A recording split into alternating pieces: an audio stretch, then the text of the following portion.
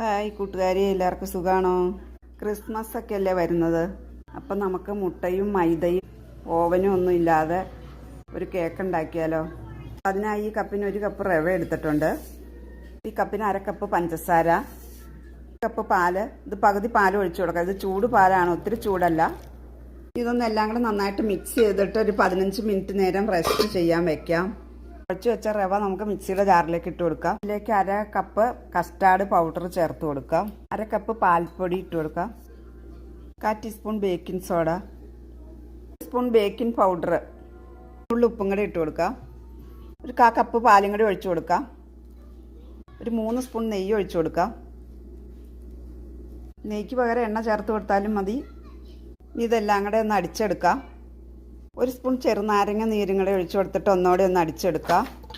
ഈ പാത്രത്തിനകത്ത് ഒരു white paper വെച്ചിട്ട് കുറച്ച് എണ്ണ പരത്തി കൊടുക്കാം. അടിച്ചു വെച്ചത് ഒഴിച്ചു കൊടുക്കാം. ഇതിൻ്റെ ഏറൊക്കെ പോകാൻ വേണ്ടി ഒന്ന് മുട്ടി കൊടുക്കാം.